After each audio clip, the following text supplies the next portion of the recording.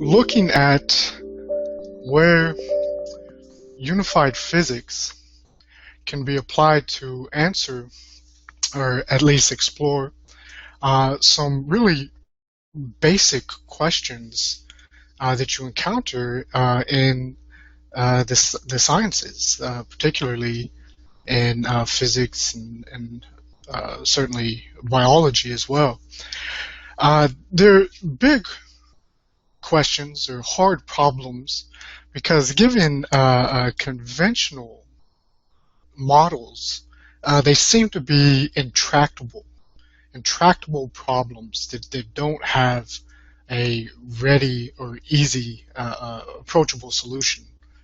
And this is in large part due to the fact that, as you find, the solution to many of these hard problems or big questions challenge some of the basic assumptions of the conventional model. And so if you are unwilling to question some of the basic assumptions of your conventional model, it's going to be very difficult to find a way to work around these seemingly intractable problems to find a solution. So what are some of these big questions that we'll be looking at, some of these hard problems? We can start at one of the perhaps the largest questions, the nature of the universe itself. So this is within the domain of cosmology.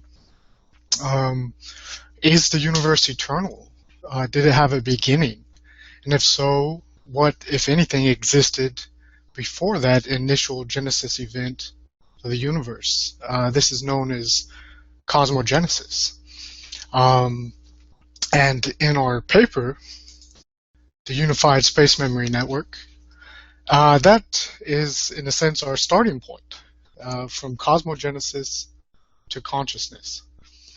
We address everything in between on these big questions, these hard problems, showing step by step, methodologically, how unified physics, particularly that developed by the Resonance Project Foundation and Nassim Haramein, can be applied to answer, or at least look at these questions in a new light for novel solutions. This is a paper, the Unified Space Memory Network, which will be published in the coming year. Early in 2016 is the anticipated publication date. It was submitted about a year ago. We presented it. I went to Portugal to present this paper at the First International Congress of Conscientiology.